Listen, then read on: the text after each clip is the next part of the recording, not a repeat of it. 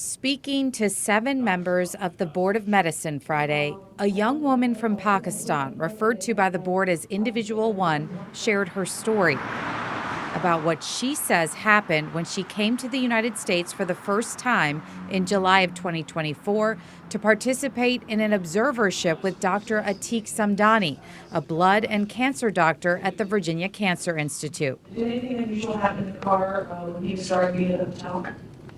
Yes, so there were some very weird things that he started saying as soon as I got into the car. The first thing was that don't tell my wife anything.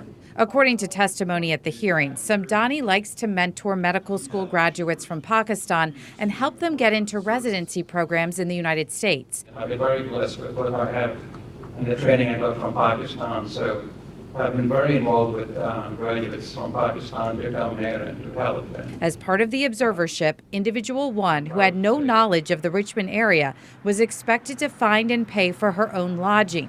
She picked the Super 8 motel on Midlothian Turnpike because it was close to the hospital where Samdani worked. He testified that she seemed uncomfortable with the accommodations, so he carried her luggage to her room and went inside of the room on 2 separate occasions. I did. I carried the luggage.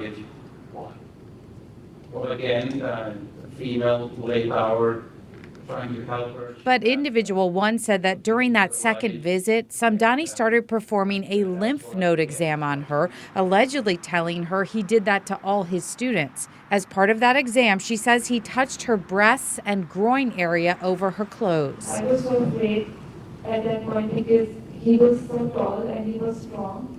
So I couldn't say no. I was so afraid that I might get raped or I might get, he might hurt me. So that's why and after that, All right, take your time. Individual 1's husband, who was her boyfriend at the time, testified that when he arrived to rescue her from the situation, She was sobbing. She was crying as soon as I entered the room. he said he called Samdani to confront him about what happened, and Samdani said, "What do you want? Do you want money?" Samdani, though, tells a different version of those events. Then she said, but how would I run the exam? I told her, listen, the exam is no different between Pakistan and the U.S. So I sat there on chairs, a small chair, and she sat on the bed. So again, it's the two physicians talking to each other. Samdani testified that he started explaining to her how to do the lymph node exam, and she started touching herself to practice. There was absolutely no physical touch. Did you perform a lymph node exam on her?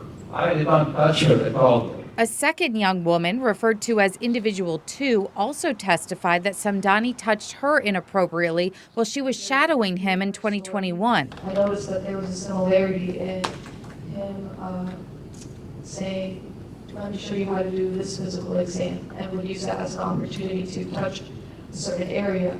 So from that similarity, that made me realize he most likely was being inappropriate with me. Samdani testified that he doesn't recall that woman shadowing him at all. His lawyer pointed out that the young woman's mother has made several negative posts on social media about Samdani and accused her of being motivated by her mother's actions to make something up. Would you be surprised to learn that if you printed out the Facebook messages from your mother about Dr. Samdani, it would fill the table in here? Would you be surprised to learn that?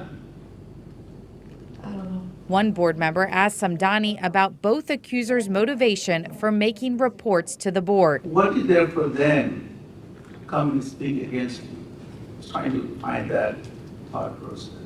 Oh, I can't speak for anyone. I'm not going to speak. I mean, I don't know what they're thinking, what they're doing. After deliberating for 1 hour, the board, 6 men and 1 woman, made its decision to revoke Samdani's license. Let the record reflect that the motion passed unanimously 7-0. We asked Samdani if there was anything he wanted to say after the hearing. He said no. Chesterfield police told me that they are investigating claims made by 3 potential victims. Representatives from the Chesterfield Police Department as well as the Commonwealth's Attorney's Office were both in attendance at the hearing. I'm Melissa Hippolyte for CBS 6.